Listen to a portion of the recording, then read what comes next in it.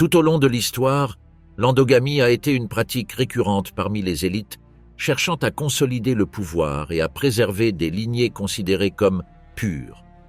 Des pharaons de l'Égypte ancienne aux monarchies européennes, cette stratégie a eu un impact profond sur la politique, la société et la biologie de ceux qui l'ont adoptée. Des exemples historiques, comme Charles II d'Espagne, le dernier monarque des Habsbourg, reflètent les conséquences de ces décisions. Sa santé fragile et ses nombreux problèmes génétiques ont non seulement marqué la fin d'une dynastie, mais aussi révélé les limites d'une pratique qui défiait les lois naturelles. En Égypte ancienne, des figures comme le pharaon Toutankhamon, né d'une union entre frères et sœurs, mettent en lumière un autre aspect de cette réalité, une quête de contrôle qui a souvent conduit à des tragédies personnelles et à des conséquences significatives pour leur règne. Mais pourquoi les élites les plus influentes du monde ont-elles persisté dans une pratique si risquée? Dieu et roi, l'endogamie au cœur de l'Égypte ancienne. La pratique de l'endogamie dans l'Égypte ancienne n'était pas simplement une tradition, mais un élément essentiel de la structure du pouvoir pharaonique. Dans cette civilisation qui s'étend sur plus de 3 millénaires, la famille royale ne gouvernait pas seulement, elle incarnait également la volonté des dieux. Le pharaon, considéré comme une divinité vivante, devait préserver la pureté de sa lignée pour maintenir sa connexion divine, ce qui impliquait de maintenir les mariages au sein de la même famille. Depuis les débuts de l'Égypte unifiée sous Narmer, vers 3100 avant Jésus-Christ, le pharaon était perçu comme un intermédiaire entre les dieux et les hommes. Cette perception divine du pouvoir justifiait des pratiques uniques telles que l'endogamie. Cependant, c'est durant des périodes ultérieures, notamment sous la dynastie ptolémaïque, 305-30 avant Jésus-Christ, que cette pratique s'est davantage institutionnalisée, influençant à la fois la politique et la religion de l'époque. L'un des exemples les plus notables est celui de Ptolémée II Philadelphe, qui épousa sa sœur Arsinoé II. Cette union n'était pas un hasard, mais une stratégie soigneusement conçue pour imiter les dieux Isis et Osiris, également frères et sœurs, qui représentaient la perfection de l'ordre cosmique dans la mythologie égyptienne. Épouser sa sœur renforçait non seulement son image divine, mais garantissait également que le pouvoir et la richesse restent dans le cercle intime de la famille royale. Le cas de Cléopâtre VII, dernière reine d'Égypte, illustre comment cette tradition a évolué pour servir à la fois des objectifs religieux et politiques. Produit de générations de mariages entre proches parents, Cléopâtre a également épousé 2 de ses frères cadets pour préserver la continuité dynastique. Malgré ces unions, elle s'est distinguée par son habileté politique et son intelligence, devenant l'une des figures les plus emblématiques de l'histoire égyptienne. Cependant, les effets de l'endogamie n'étaient pas uniquement politiques ou religieux. La biologie a commencé à faire sentir ses effets sur les générations suivantes. Des études sur la momie de Toutankhamon, qui régna au XIVe siècle avant Jésus-Christ, ont révélé les conséquences dévastatrices des unions consanguines. Toutankhamon souffrait d'une déformation connue sous le nom de pied-botte, probablement causée par un trouble génétique. Il avait également d'autres problèmes de santé tels que la scoliose et le paludisme, qui ont pu contribuer à sa mort prématurée à environ 19 ans. Au-delà des cercles royaux, l'endogamie était également courante parmi les membres des classes inférieures dans des communautés agricoles isolées.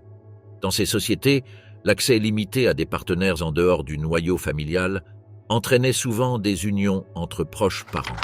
Cependant, parmi la royauté, cette pratique avait un objectif clair: préserver la lignée et consolider le pouvoir dans des contextes où les alliances extérieures pouvaient représenter des menaces. L'endogamie en Égypte était un outil à la fois de contrôle et de vénération.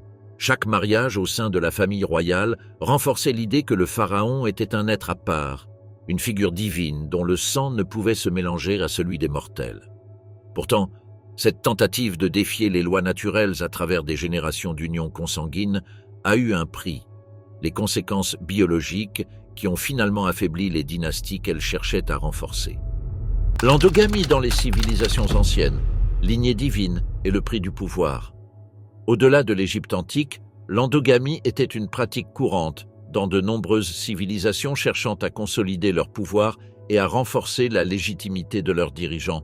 Du Sapa Inca dans les Andes aux monarques de l'Inde et à la noblesse hawaïenne, les mariages entre proches parents étaient utilisés comme une stratégie pour préserver des lignées considérées comme divines. Bien que ces unions aient contribué à renforcer l'autorité des élites, leurs effets ne furent pas uniquement politiques ou symboliques. Avec le temps, les conséquences génétiques commencèrent à affaiblir les dynasties, révélant les limites d'une pratique efficace en termes de contrôle, mais en contradiction avec les lois de la biologie. Dans l'Empire Inca, la figure du Sapa Inca, ou empereur, était considérée comme d'origine divine, un descendant direct du dieu Inti, le soleil. Afin de maintenir la pureté de leur lignée et d'empêcher le sang royal de se mélanger avec celui des nobles communs, les Incas adoptèrent une stricte tradition de mariages endogames. Les souverains Incas épousaient souvent leurs propres sœurs, établissant ainsi un système dans lequel seuls les descendants directs de la famille impériale pouvaient accéder au trône. Ce modèle fut essentiel pour consolider le pouvoir, garantissant que la succession restait dans le cercle le plus proche de la dynastie. L'un des exemples les plus représentatifs de cette pratique fut le cas de Huayna Capac, qui épousa sa sœur Coya Cusirime. Son fils, Atahualpa, dernier empereur inca avant la conquête espagnole, était également issu d'une union endogame. Si cette coutume renforça le caractère sacré du pouvoir inca, elle engendra aussi avec le temps des rivalités et des divisions internes qui facilitèrent la chute de l'empire face aux conquérants espagnols. En Inde, les mariages endogames n'étaient pas exclusifs à la royauté, mais faisaient partie d'un système social plus large, basé sur la structure des castes. Les brahmanes, prêtres, et les rajputs, guerriers, respectaient des règles matrimoniales strictes à l'intérieur de leur propre groupe, afin de préserver la pureté de leur lignée et d'éviter les mélanges avec des castes considérées comme inférieures. Pour les brahmanes, dont l'autorité reposait sur leur lien avec le divin, l'endogamie était perçue comme un moyen de conserver leur rôle de gardien du savoir religieux et spirituel.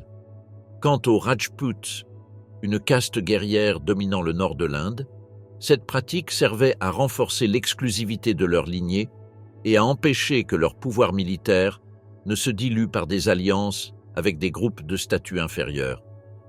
Au fil des siècles, ce système matrimonial rigide entraîna des taux élevés de maladies génétiques, certaines mutations devenant plus fréquentes dans les castes qui avaient à préserver leur lignée fermée pendant des générations.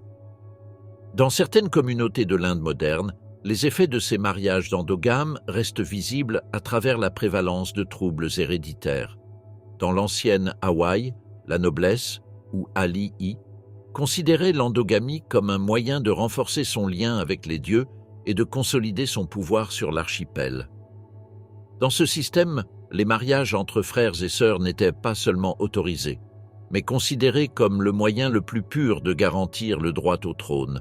L'un des cas les plus extrêmes de cette pratique fut celui de Keopuolani, l'épouse sacrée du roi Kamehameha Ier, fondateur du royaume d'Hawaï.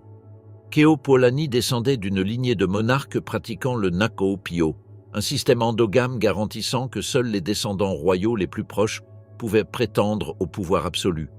Cette tradition se poursuivit jusqu'à l'arrivée des Européens, lorsque le contact avec le monde extérieur commença à transformer les structures politiques et sociales d'Hawaï. Cependant, l'impact génétique de générations de mariages endogames se manifesta par des maladies héréditaires et une fragilité croissante au sein de la noblesse hawaïenne. L'héritage génétique des Habsbourg, pouvoir, sang et déclin. La maison des Habsbourg, l'une des dynasties les plus influentes de l'histoire européenne, marqua un tournant dans l'équilibre politique du continent. Depuis ses origines au XIe siècle, cette famille a consolidé sa domination grâce à des alliances stratégiques et à des mariages soigneusement orchestrés, étendant son influence de la péninsule ibérique au royaume de l'Europe centrale. Cependant, son obsession de préserver le pouvoir au sein de la famille a déclenché des conséquences biologiques et politiques qui ont transformé son histoire en un héritage à la fois de grandeur et de déclin. L'endogamie, adoptée comme une stratégie pour maintenir la pureté du sang et assurer la loyauté interne, est devenue une pratique systématique dans la dynastie. Une figure qui incarne les conséquences de cette décision est Charles II d'Espagne, surnommé le Maudit. Charles II, qui régna de 1665 à 1700, naquit de l'union entre son père, Philippe IV d'Espagne, et sa mère, Mariana d'Autriche, qui était oncle et nièce. Cette union n'était pas inhabituelle pour les Habsbourg, mais faisait partie d'une tradition visant à éviter les alliances extérieures et à consolider le pouvoir. L'impact génétique de ces décisions était évident dans le phénotype des Habsbourg, notamment dans la caractéristique connue sous le nom de mâchoire des Habsbourg. Ce trait, marqué par une mâchoire inférieure allongée et une lèvre inférieure proéminente, était une manifestation visible des effets de génération de mariage consanguin. Charles II présentait non seulement cette caractéristique physique, mais aussi des problèmes de santé plus graves, y compris des déficiences cognitives et reproductives qui ont marqué sa vie et son règne. Les problèmes de santé dans la dynastie ne se limitaient pas à Charles II. Les archives historiques et les études génétiques révèlent une augmentation significative des morts-nés, de la mortalité infantile et des maladies invalidantes au sein de la famille. Ces conditions compliquaient non seulement la vie personnelle des membres de la dynastie, mais créaient aussi des défis politiques. L'incapacité de Charles II à produire un héritier, malgré 2 mariages, est devenue un tournant critique. La mort de Charles II en 1700 marqua la fin de la lignée des Habsbourg en Espagne et déclencha la guerre de succession d'Espagne, un conflit impliquant les grandes puissances européennes dans la lutte pour le contrôle de la péninsule ibérique. Les disputes concernant le trône ont mis en évidence comment les stratégies des Habsbourg pour assurer leur perpétuité ont finalement contribué à leur chute dans l'un de leurs territoires les plus importants. Au-delà du contexte politique, le cas des Habsbourg met en perspective les tensions entre les décisions politiques et les conséquences biologiques. Leur obsession de maintenir le pouvoir au sein de la famille, à travers des générations de mariages consanguins, a laissé une marque indélébile dans l'histoire européenne et sur la génétique de l'une de ces dynasties les plus puissantes. Lignées enchaînées, l'endogamie dans la noblesse asiatique. Dans l'histoire de l'Asie, l'endogamie ne fut pas seulement une stratégie de pouvoir, mais aussi un pilier fondamental dans la préservation de la légitimité des lignées royales.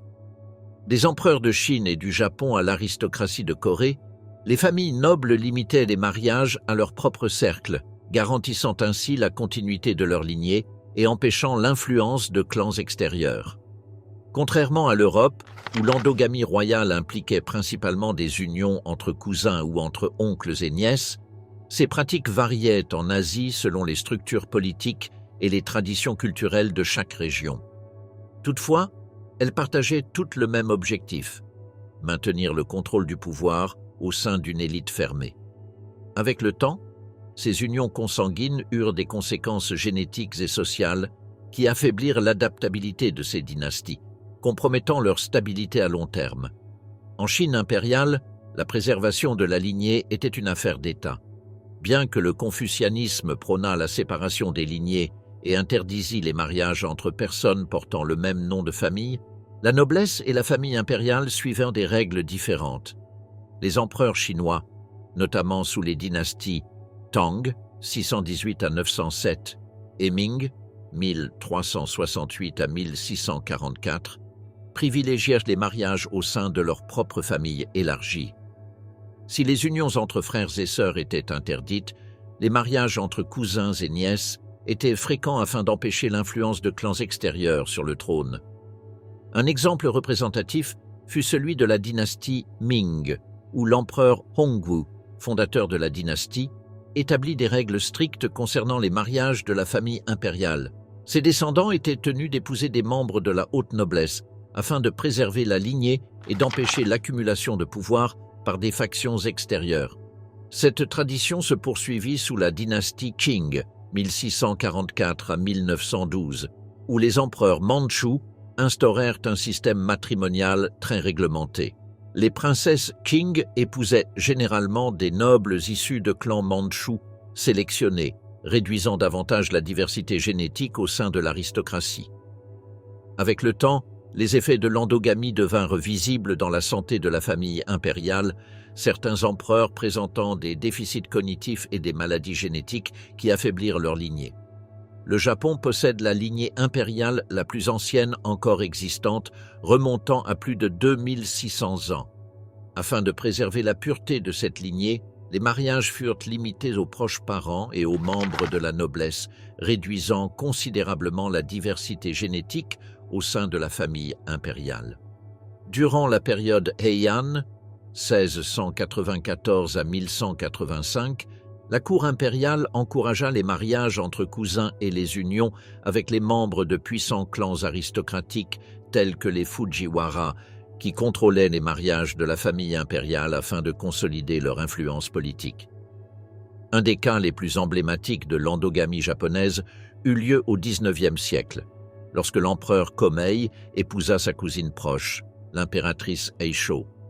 Leur fils, l'empereur Meiji, naquit avec une constitution fragile et divers problèmes de santé, ce qui mena à une réforme des politiques matrimoniales de la famille impériale au XXe siècle. Malgré ces changements, la famille impériale japonaise est encore soumise à des restrictions strictes sur les mariages. Aujourd'hui, seuls les descendants masculins peuvent prétendre au trône, maintenant une structure de contrôle semblable à celle des siècles passés. En Corée, la dynastie Joseon, 1392 à 1897, instaura un système d'élite hautement restrictif, où les mariages étaient rigoureusement contrôlés. La noblesse, connue sous le nom de Yangban, ne pouvait se marier qu'au sein de certaines familles autorisées, ce qui réduisit progressivement la diversité génétique de l'aristocratie coréenne au fil des siècles. Pour la famille royale, l'endogamie ne fut pas aussi poussée que dans d'autres monarchies, mais des règles strictes régissaient les mariages des rois et des princes, qui ne pouvaient épouser que des femmes issues de familles nobles approuvées par la cour. Un cas marquant fut celui du roi Yongjo, 1724 à 1776, dont la lignée provenait de générations d'unions au sein de l'élite joseon. Son fils, le prince Sado, illustre les effets psychologiques de l'endogamie dans la royauté asiatique. Il souffrit de paranoïa extrême et de crises de violence incontrôlées, conduisant son propre père à le condamner à mort en l'enfermant dans un coffre à riz où il succomba après plusieurs jours d'agonie. À la fin du XIXe siècle, avec la modernisation de la Corée, les restrictions matrimoniales de la noblesse s'assouplirent, permettant une plus grande intégration des lignées avec des familles extérieures à l'élite traditionnelle. L'endogamie dans la noblesse asiatique renforça l'autorité dynastique et assura la continuité des lignées royales, mais elle eut également des conséquences à long terme. Comme en Europe et en Égypte, ces pratiques réduisirent l'adaptabilité génétique des élites, entraînant des problèmes de santé tant physiques que psychologiques dans les générations suivantes.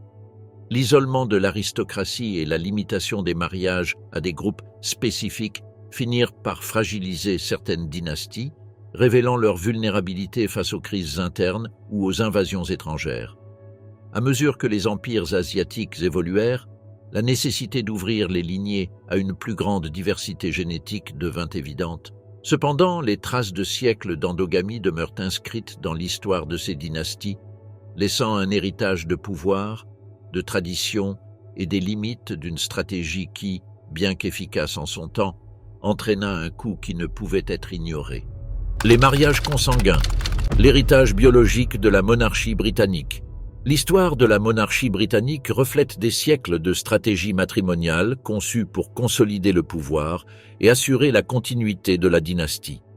Bien que moins extrême que dans les cas des pharaons égyptiens ou des Habsbourg, la pratique des mariages consanguins a joué un rôle crucial dans la formation de la lignée royale britannique, marquant l'histoire génétique et politique de la famille.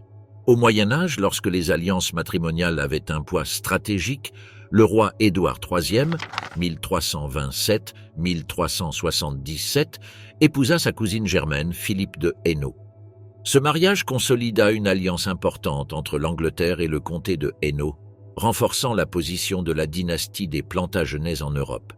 Édouard et Philippe eurent 14 enfants, dont les descendants jouèrent un rôle central dans la politique britannique et européenne pendant des siècles. Le sommet de cette tradition consanguine eut lieu sous le règne de la reine Victoria, 1837-1901. Victoria, surnommée la grand-mère de l'Europe, épousa son cousin Germain, le prince Albert de Saxe-Cobourg et Gotha. Ensemble, ils eurent 9 enfants qui se marièrent ensuite avec des membres des familles royales à travers l'Europe, créant un vaste réseau de parenté entre les monarchies du continent. Ce système d'alliance matrimoniale visait à garantir la stabilité politique et à renforcer les liens entre les monarchies durant une période de tension croissante. Cependant, l'endogamie au sein de la famille royale britannique eut également des conséquences biologiques notables. La reine Victoria était porteuse du gène de l'hémophilie, un trouble génétique affectant la coagulation du sang. Ce gène fut transmis à plusieurs de ses descendants, dont ses filles Alice et Béatrice, qui introduisirent la condition dans les familles royales d'Allemagne, de Russie et d'Espagne. L'un des cas les plus notables fut celui du tsarévitch Alexeï, le fils de la princesse Alix de Hesse, petite-fille de Victoria, qui souffrait de l'hémophilie à la cour impériale russe. Au XXe siècle, les mariages consanguins commencèrent à diminuer au sein de la monarchie britannique. Bien que la reine Élisabeth II et le prince Philippe, duc d'Édimbourg, soient des cousins au troisième degré et des descendants directs de la reine Victoria, leur union reflétait les coutumes matrimoniales royales en évolution. Les alliances s'éloignèrent des liens familiaux proches, en accord avec une prise de conscience accrue des implications génétiques et l'évolution des normes sociales. L'hémophilie, connue sous le nom de maladie royale, et d'autres troubles génétiques résultant de l'endogamie ont laissé un héritage tangible sur les dynasties européennes. À mesure que les monarchies modernes évoluaient, leurs stratégies matrimoniales se transformèrent, reflétant un équilibre entre tradition et adaptation au temps changeant. La chaîne héréditaire, l'endogamie et ses effets persistants sur la génétique moderne. La génétique moderne continue de découvrir les traces laissées par l'endogamie dans diverses populations à travers l'histoire, bien que cette pratique ait historiquement été un outil pour consolider le pouvoir. Ses conséquences aujourd'hui sont principalement observées dans les communautés isolées ou celles ayant des traditions qui favorisent encore les mariages consanguins. Loin d'être uniquement une question historique, les effets de ces décisions continuent d'influencer la santé génétique des individus et des communautés. Un exemple notable est celui de l'île de Pingelap, en Micronésie. Au XVIIIe siècle, un typhon catastrophique décima la population, laissant environ 20 survivants comme base génétique pour les générations futures. Cet événement de goulot d'étranglement réduisit drastiquement la diversité génétique, permettant aux mutations récessives de se proliférer. Aujourd'hui, environ 10% des habitants de Pingelap souffrent d'achromatopsie, une condition provoquant une cécité totale des couleurs, tandis que près de 30% sont porteurs du gène. Cet exemple illustre comment la réduction de la variabilité génétique peut amplifier des problèmes de santé spécifiques dans de petites populations. Au Moyen-Orient et en Asie du Sud, les taux de mariage consanguin restent élevés en raison de facteurs culturels et sociaux. Ces régions ont enregistré une augmentation des troubles génétiques tels que la thalassémie, un type d'anémie héréditaire, et des maladies métaboliques rares. Selon des études publiées dans des revues scientifiques comme The Lancet, jusqu'à 60% des mariages dans certaines communautés de ces régions sont entre cousins, augmentant de manière significative la prévalence des maladies récessives. Les communautés Amish aux États-Unis fournissent un autre exemple contemporain. Cette population, descendante d'un petit groupe d'immigrants européens du XVIIIe siècle, est restée génétiquement isolée en raison de normes religieuses et sociales strictes. En conséquence, des maladies génétiques rares comme le syndrome d'Ellis-Van Creveld, une condition provoquant le nanisme et des malformations cardiaques congénitales, sont beaucoup plus courantes chez les Amish que dans la population générale. Les progrès de la génétique moderne ont contribué à résoudre certains de ces problèmes. Des outils comme l'analyse de l'acide désoxyribonucléique et le conseil génétique, pionniers par des figures telles que Sheldon Reed dans les années 1940, offrent aux communautés touchées la possibilité de réduire les risques liés à l'endogamie. Dans des pays comme l'Arabie saoudite, des programmes de dépistage prénuptial obligatoire aident à identifier les couples à haut risque de transmettre des maladies héréditaires. Malgré ces avancées, des défis persistent. L'endogamie reflète non seulement des décisions biologiques, mais aussi des dynamiques culturelles et économiques profondément enracinées.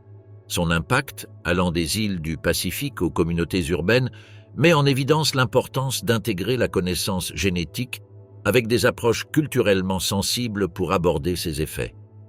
Ce puzzle énigmatique de l'hérédité ne raconte pas seulement des histoires du passé, mais nous pousse également à affronter les réalités contemporaines.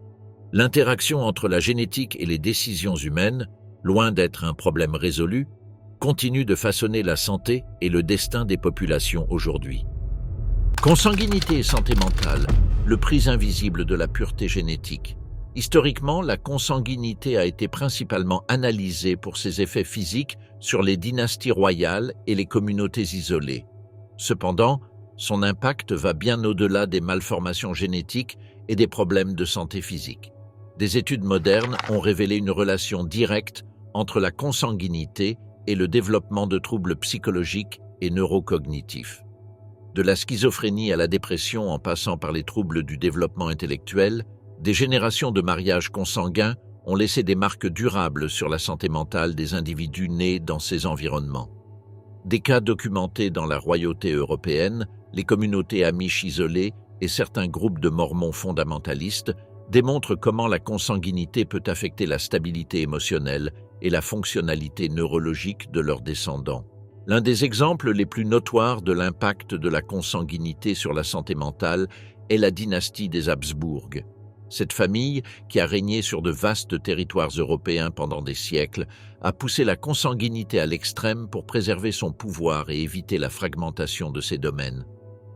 Charles II d'Espagne, dernier monarque Habsbourg de la péninsule ibérique, souffrait non seulement de graves problèmes physiques et reproductifs, mais présentait également un déclin cognitif significatif.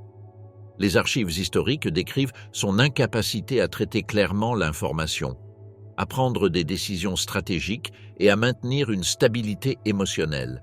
Ses crises d'anxiété, ses épisodes dépressifs et ses difficultés d'apprentissage témoignent des effets psychologiques d'une dynastie qui, après des générations de mariages consanguins, avait atteint un point critique de dégénérescence. Mais Charles II n'était pas un cas isolé.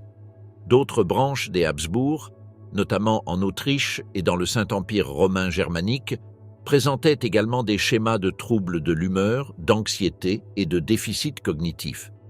L'accumulation de gènes récessifs au sein de la famille amplifiait la prévalence de ces problèmes, affaiblissant la capacité de la dynastie à gouverner efficacement.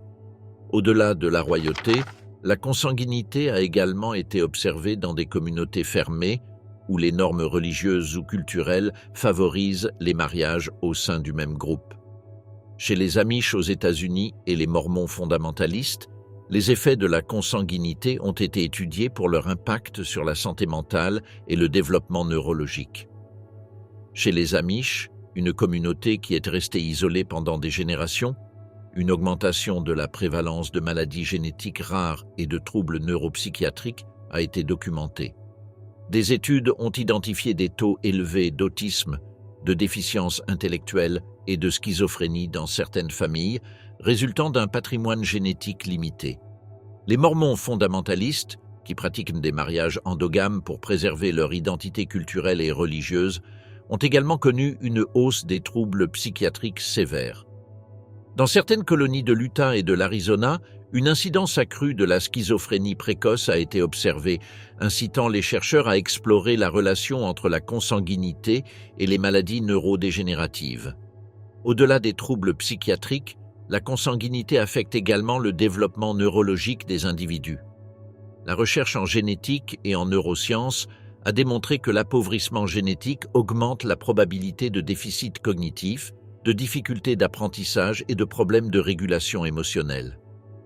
L'Institut national de la santé mentale a identifié que dans les populations où les niveaux de consanguinité sont élevés, les cas de déficit de l'attention, de faible adaptabilité sociale et de difficulté à traiter les stimuli émotionnels sont plus fréquents.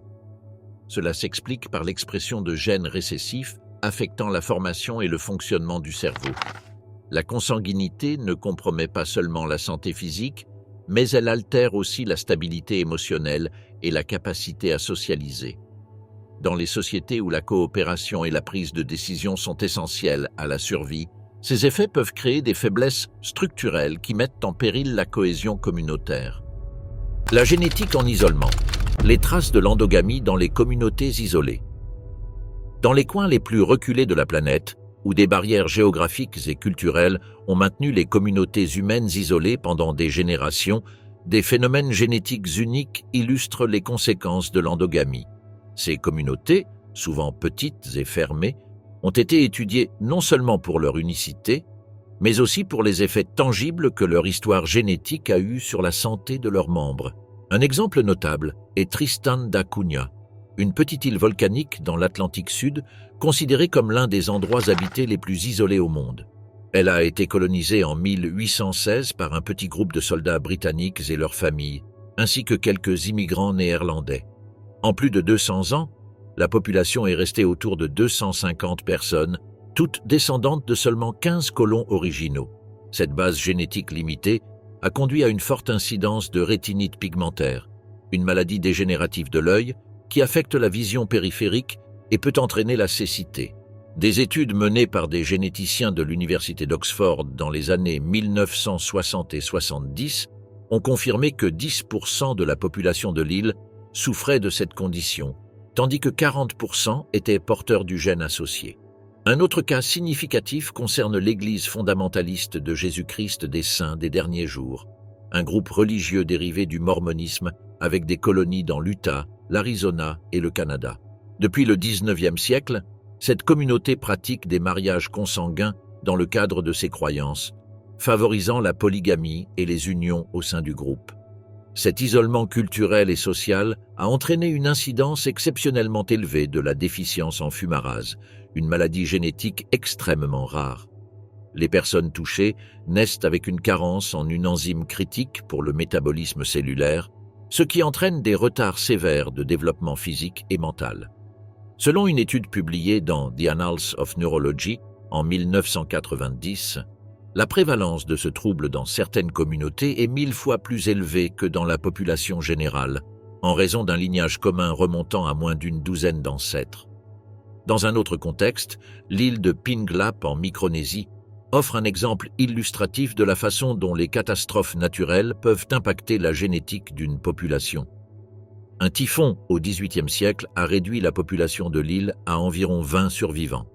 Cet effet fondateur a limité drastiquement la diversité génétique, conduisant à une incidence élevée de l'achromatopsie, une condition causant la cécité totale des couleurs.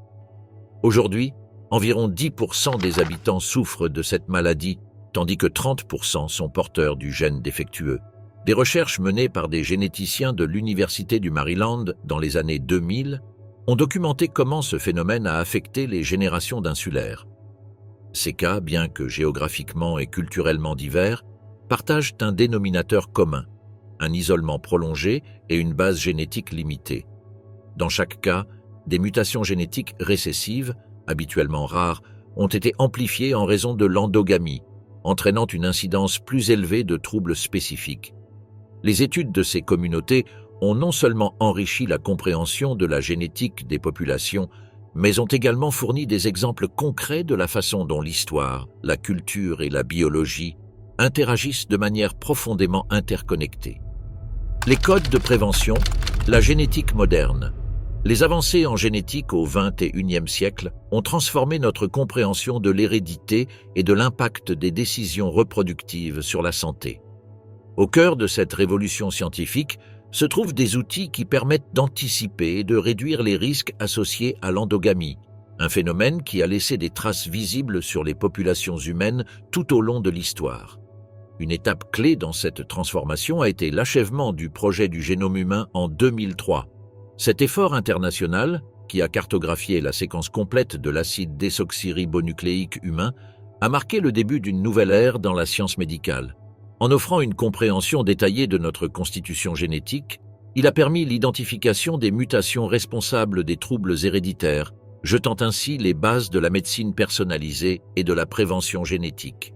Une application directe de ces connaissances est le test génétique, qui analyse l'acide désoxyribonucléique des individus pour identifier des mutations spécifiques ou des gènes récessifs qui pourraient être transmis à leur descendance. Ces tests sont particulièrement utiles dans les communautés ayant une histoire d'endogamie où la probabilité que les deux parents portent le même gène récessif est nettement plus élevée. Un exemple notable de son efficacité est le programme Dor Yeshorim, fondé dans les années 1980 à New York. Conçu pour faire face à la forte incidence de la maladie de Tay-Sachs, un trouble létal affectant principalement les Juifs ashkénazes, Ce programme a mis en place un système confidentiel de tests génétiques pour les jeunes avant le mariage. Si les deux membres d'un couple potentiel sont porteurs de la mutation associée, on leur déconseille de se marier, ce qui a considérablement réduit l'incidence de la maladie au sein de la communauté. Ce modèle a été reproduit avec succès dans d'autres régions et pour d'autres troubles héréditaires. En plus des tests génétiques, le conseil génétique est devenu un outil indispensable pour les familles cherchant à comprendre et à gérer les risques héréditaires. Les conseillers génétiques, formés en biologie moléculaire et en médecine, offrent des conseils précis et personnalisés pour évaluer la probabilité de transmettre des maladies génétiques et explorer des options reproductives sûres. Cette discipline moderne trouve ses racines dans le travail de Sheldon Reed, qui, dans les années 1940, a établi les principes du conseil génétique comme une ressource permettant aux individus de prendre des décisions éclairées. Les avancées dans ce domaine ont conduit à la création de programmes nationaux de dépistage génétique, tels que ceux mis en place en Arabie saoudite. Dans ce pays, où les mariages consanguins sont courants, les tests génétiques prénuptiaux sont obligatoires pour identifier les risques génétiques chez les couples. Ces initiatives ont réduit l'incidence des maladies héréditaires graves, telles que la thalassémie, dans une région où les unions familiales sont fréquentes. L'intégration des outils génétiques dans la santé publique s'est avérée être un mécanisme efficace pour prévenir les effets de l'endogamie. Des initiatives communautaires comme Dor Yeshorim aux stratégies nationales, la génétique moderne offre des solutions pratiques aux défis qui semblaient autrefois insurmontables. Chaque avancée dans ce domaine n'élargit pas seulement notre compréhension de l'acide désoxyribonucléique, mais renforce également notre capacité à prévenir les conséquences les plus graves de l'hérédité. Loïs Ducent, les limites de l'endogamie. Tout au long de l'histoire, les lois ont joué un rôle crucial dans la régulation des relations humaines, y compris celles impliquant des unions consanguines. Ces régulations, façonnées par des facteurs culturels, éthiques et scientifiques, ont cherché à équilibrer la protection de la santé génétique avec les droits individuels. Des interdictions strictes aux approches éducatives, le paysage juridique entourant l'endogamie, révèle une carte complexe de la manière dont les sociétés abordent cette pratique. Aux États-Unis, les lois régissant les mariages entre proches parents varient d'un État à l'autre, créant un patchwork de normes reflétant les débats locaux. Par exemple, dans le Rhode Island et le New Jersey, les mariages entre cousins germains sont légaux, tandis qu'au Texas et en Arizona, ils sont interdits. Ces disparités reflètent une tension persistante entre la liberté individuelle et les préoccupations concernant le bien-être génétique de la progéniture. Cette approche décentralisée laisse aux États le soin de prendre des décisions ayant des implications profondes pour la santé publique. La Corée du Sud offre un exemple contrasté avec sa précédente clause de même nom et origine. Jusqu'en 1997, cette loi interdisait le mariage entre des personnes partageant le même nom de famille et la même localité ancestrale, indépendamment de leurs relations familiales réelles. Initialement mise en place pour prévenir l'endogamie, cette loi en est venue à être perçue comme une restriction dépassée, limitant inutilement les choix matrimoniaux dans la société moderne. Après un large débat et une pression sociale, elle a été abrogée, reflétant un changement dans les priorités juridiques et culturelles du pays. En Angleterre, l'affaire des sœurs Haldane en 1935 a marqué un tournant dans la conversation sur la génétique et le droit. Helen Spurway et Naomi Mitchison, toutes deux porteuses d'un gène lié à la cécité nocturne, envisagèrent un mariage commun avec le même homme pour minimiser les risques génétiques pour leur descendance. Bien que le projet ne se soit jamais concrétisé, le débat suscité par l'affaire a attiré l'attention publique sur la relation entre la génétique et la législation, soulignant la nécessité d'aborder ces questions sous des perspectives scientifiques et éthiques. Au Brésil, la communauté de Canudos offre un exemple unique. Dans cette région isolée, les mariages consanguins étaient courants, ce qui a conduit à une forte incidence de troubles génétiques. Plutôt que d'imposer des interdictions légales, les autorités ont opté pour une approche éducative à travers le Programa Saúde da Família, programme santé de la famille. Cette initiative visait à informer la population des risques génétiques associés à l'endogamie et encouragea des changements culturels qui réduisirent de manière significative ces unions d'ici 2005. Le succès du programme souligne le pouvoir de l'éducation comme alternative efficace aux mesures coercitives. Ces exemples montrent comment les lois et les politiques ont été des outils pour aborder l'endogamie de manière allant au-delà de la simple régulation. Des normes strictes aux programmes éducatifs, les stratégies adoptées reflètent la complexité de chaque société. En fin de compte, ces réponses juridiques et culturelles mettent en lumière l'effort mondial pour atténuer les effets négatifs de l'endogamie, tout en respectant les dynamiques uniques de chaque communauté. Héritage silencieux. Les troubles génétiques forgés dans l'isolement. L'héritage génétique de l'humanité est marqué par des histoires d'adaptation, de résilience et, parfois, de vulnérabilité. Dans les communautés où l'endogamie a été une constante, des mutations génétiques récessives ont donné naissance à des troubles spécifiques qui, bien que rares dans les grandes populations, sont courants dans ces groupes isolés. Ces échos du passé, gravés dans l'acide désoxyribonucléique, offrent une image fascinante et complexe de l'interaction entre la génétique et les conditions historiques. Fibrose kystique. Parmi les maladies génétiques les plus étudiées figure la fibrose kystique, qui touche une personne sur 2500 d'origine européenne. Identifiée en 1938 par le docteur Dorothy Anderson, cette maladie a des racines qui remontent au moins à 3000 avant notre ère dans la région du croissant fertile.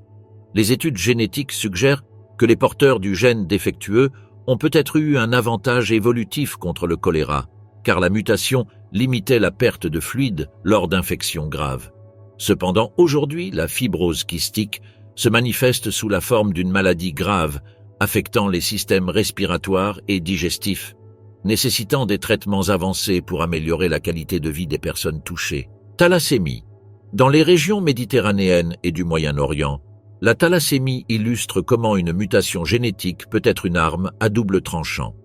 Ce trouble, caractérisé par une production inefficace de l'hémoglobine, a été documenté par Hippocrate dans la Grèce antique, ce qui indique ses racines profondes dans l'histoire humaine. À une époque où le paludisme était endémique, le port du gène de la thalassémie offrait une protection partielle contre cette maladie mortelle. Cependant, aujourd'hui, dans les régions où le paludisme a été éradiqué, la thalassémie est devenue un défi médical nécessitant des transfusions régulières et des thérapies avancées. Achromatopsie totale. Dans le Pacifique, l'île de Pengelap sert de laboratoire naturel pour étudier les effets de l'isolement génétique. Après un typhon, en 1775, qui a réduit la population à seulement 20 survivants, dont un porteur du gène de l'achromatopsie totale, cette mutation s'est rapidement propagée dans la population renaissante. Aujourd'hui, environ 10% des habitants souffrent de cette condition qui provoque une cécité totale aux couleurs, tandis que 30% sont porteurs du gène. Ce phénomène, connu sous le nom d'effet fondateur, démontre comment les événements historiques peuvent laisser une empreinte génétique indélébile. Les troubles génétiques prévalents dans les populations endogames ne sont pas de simples maladies.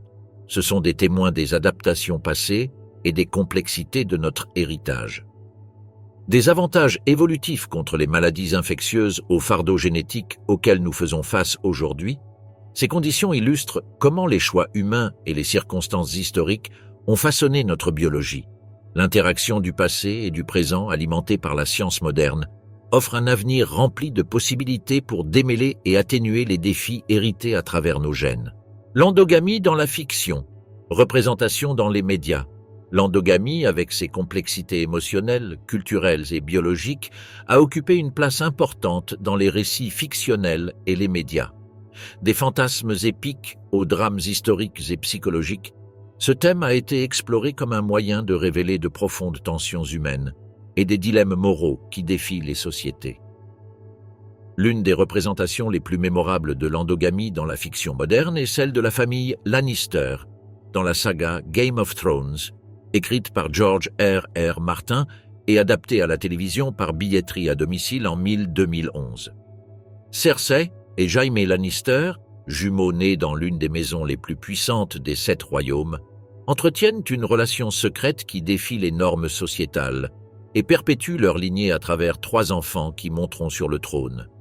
L'histoire des jumeaux illustre comment l'endogamie, bien que taboue, s'entrelace avec des thèmes tels que le pouvoir, le devoir et une vision déformée de l'amour familial. La narration utilise ce lien pour plonger dans les complexités des conflits internes et externes qui définissent les personnages tout en reflétant leur lutte pour maintenir le contrôle politique. Dans le drame historique The Crown, qui raconte le règne de la reine Élisabeth II, l'endogamie apparaît de manière plus subtile mais significative.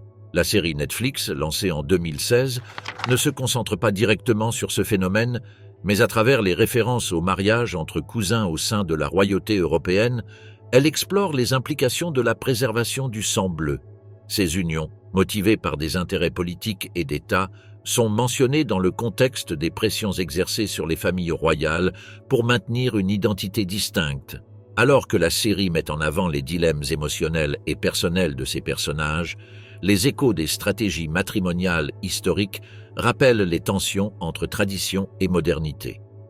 Au cinéma, The Nameless, Los Sin Nombre, Espagne, 1999, réalisé par Jaume Balaguerro, offre une vision perturbante de l'endogamie. Le film raconte l'histoire d'un culte secret qui pratique l'endogamie pour créer une lignée pure. À travers une approche sombre et psychologique, le récit met en lumière comment l'endogamie peut être utilisée comme un outil idéologique, portant ses implications à l'extrême. Cette représentation souligne le potentiel sinistre de telles pratiques lorsqu'elles sont enracinées dans des idées déformées de pureté génétique et d'exclusivité, générant une atmosphère glaciale qui amplifie l'impact émotionnel de l'intrigue. Le manga et l'anime japonais Koikaze, 2001, abordent l'endogamie sous un angle émotionnel et intime. L'histoire suit la relation entre un frère et une sœur qui, séparés pendant des années, se retrouvent et développent une connexion romantique avant d'apprendre leur lien de sang. Loin de romantiser la situation, la narration réfléchit sur les implications sociales, psychologiques et émotionnelles d'une telle relation.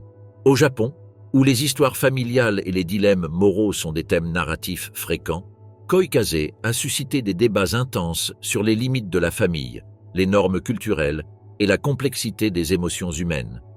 Du drame politique de Game of Thrones aux réflexions intimes de Koikaze, l'endogamie dans la fiction et les médias sert de moyen pour explorer les couches profondes de l'expérience humaine. Ces histoires captivent non seulement le public par leur contenu provocateur, mais invitent également les spectateurs à remettre en question les frontières de la moralité, du pouvoir et de la tradition. À travers ces récits, le thème dépasse ses racines historiques et scientifiques, se révélant comme un miroir des conflits internes et externes qui ont défini les sociétés au fil du temps. L'endogamie en tant que pratique historique a reflété les dynamiques de pouvoir et de croyances culturelles visant à préserver les lignées et consolider l'autorité. Bien qu'elle ait d'abord été poursuivie pour des objectifs politiques et sociaux, ses effets se sont manifestés dans la biologie des populations concernées, laissant des marques profondes sur la génétique des dynasties et des communautés isolées. L'endogamie dans la nature, un phénomène au-delà de l'humanité. À travers l'histoire, l'endogamie a été une pratique récurrente dans diverses sociétés humaines pour préserver les lignées, consolider le pouvoir et renforcer les identités culturelles. Cependant, ce phénomène n'est pas exclusif à notre espèce. Dans la nature, l'endogamie se produit naturellement dans les populations petites ou isolées, générant des conséquences similaires à celles observées chez l'homme, allant de la perte de diversité génétique à l'augmentation des maladies héréditaires. Si certaines espèces ont développé des mécanismes pour éviter l'endogamie, d'autres y ont été contraintes en raison de la réduction de leur habitat ou d'événements d'extinction massive. Des guépards aux loups insulaires en passant par les chiens de race, l'impact de l'endogamie dans le règne animal offre un parallèle fascinant avec les défis rencontrés par les dynasties humaines ayant appliqué cette stratégie. L'un des exemples les plus extrêmes d'endogamie dans la nature est celui des guépards. Ce félin, connu pour sa vitesse et son agilité, a subi un goulot d'étranglement génétique il y a environ 10 000 ans, réduisant drastiquement la variabilité de son espèce. Des études ADN ont révélé que les guépards modernes sont si génétiquement similaires qu'ils pourraient être considérés comme des clones, leur diversité génétique étant extrêmement faible. Cette situation a eu des conséquences majeures sur leur santé et leur capacité de survie, notamment une faible fertilité, un système immunitaire affaibli et des malformations congénitales. Aujourd'hui, les efforts de conservation visent à augmenter la variabilité génétique de l'espèce, mais l'endogamie reste une menace pesant sur son avenir. Les loups vivant sur de petites îles isolées illustrent un autre cas d'endogamie naturelle. Un exemple clair est celui des loups de l'île Royale, dans les Grands Lacs d'Amérique du Nord. Cette population, coupée du continent depuis plus de 70 ans, a subi un déclin génétique progressif, entraînant des problèmes de reproduction et une incidence accrue de déformation. L'un des effets les plus visibles de l'endogamie chez ces loups fut l'apparition de malformations de la colonne vertébrale, affectant leur capacité à chasser et à se déplacer normalement. Le manque de diversité génétique a conduit à un effondrement démographique, et en 2018, seuls 2 loups subsistaient sur l'île. Pour éviter la disparition de l'espèce dans cette zone, les scientifiques ont introduit de nouveaux loups provenant du continent, afin de restaurer la diversité génétique et améliorer la santé de la population. Ce cas illustre comment l'endogamie chez les espèces isolées peut mettre en péril leur survie à long terme. Dans le monde des animaux domestiques, les chiens de race constituent un exemple d'endogamie induite par l'homme. Depuis des siècles, les éleveurs ont sélectionné certains traits physiques et comportementaux, mais ce processus a eu des effets négatifs sur la santé de nombreuses races. Parmi les maladies génétiques les plus courantes dues à l'endogamie, on trouve la dysplasie de la hanche chez les bergers allemands et les labradors, la cardiomyopathie dilatée chez des races comme le cavalier King Charles Spaniel, l'épilepsie héréditaire chez les border collies et le syndrome brachycéphalique chez les races au museau court comme le bulldog anglais et le carlin. Les problèmes de santé liés à l'endogamie chez les chiens de race ont conduit à une prise de conscience en faveur d'un élevage responsable, visant à élargir la diversité génétique pour réduire l'incidence des maladies héréditaires. Toutefois, la demande de races aux caractéristiques esthétiques spécifiques continue de favoriser l'endogamie dans de nombreux cas. Contrairement aux humains, qui ont appliqué l'endogamie pour des raisons politiques ou culturelles, de nombreuses espèces ont développé des stratégies pour empêcher la reproduction entre proches parents. La biologie a mis en place des mécanismes naturels favorisant la diversité génétique, parmi lesquels la reconnaissance génétique instinctive, la dispersion des jeunes individus, les systèmes d'accouplement sélectif et l'incompatibilité génétique naturelle. Certaines espèces, comme les souris et les primates, peuvent détecter la parenté génétique par l'odorat, ce qui leur permet d'éviter de s'accoupler avec des individus trop proches génétiquement. Chez les loups et les lions, les jeunes quittent généralement leur meute ou leur troupeau pour rechercher de nouveaux territoires et partenaires, réduisant ainsi les risques d'endogamie. Certaines espèces d'oiseaux et de poissons possèdent des systèmes de sélection où seuls les individus les plus génétiquement diversifiés ont du succès reproductif. Cela repose sur des mécanismes comme le choix du partenaire basé sur les phéromones ou des signaux visuels. Chez certaines plantes et espèces animales, le système immunitaire peut détecter une trop grande similitude génétique et empêcher la fécondation entre individus apparentés, un mécanisme connu sous le nom d'auto-incompatibilité, fréquent chez les plantes pollinisées par le vent ou les insectes. En ce sens, la quête de pureté génétique ou d'exclusivité s'est avérée être une épée à double tranchant, générant à la fois une stabilité dans ces contextes immédiats et des vulnérabilités qui ont transcendé les générations. Les avancées de la génétique moderne ont permis une compréhension plus approfondie des conséquences de ces pratiques, facilitant les stratégies de prévention dans les communautés contemporaines où l'endogamie persiste. Des outils tels que les tests génétiques et les programmes éducatifs non seulement atténuent les risques, mais favorisent également le dialogue culturel sur les implications des traditions héritées. Au-delà de son impact biologique, l'endogamie a également été utilisée comme un moyen narratif dans la fiction, explorant des dilemmes éthiques, psychologiques et sociaux. Ces histoires permettent une réflexion sur les tensions entre tradition et modernité et sur la manière dont les décisions humaines influencent la construction des sociétés. Au fond, l'endogamie révèle la complexité de l'interaction entre pouvoir, culture et biologie, montrant que les décisions destinées à assurer la continuité peuvent avoir des répercussions inattendues. Son analyse, sous divers angles, est essentielle pour comprendre non seulement le passé, mais aussi les défis que nous affrontons en tant qu'humanité dans le présent.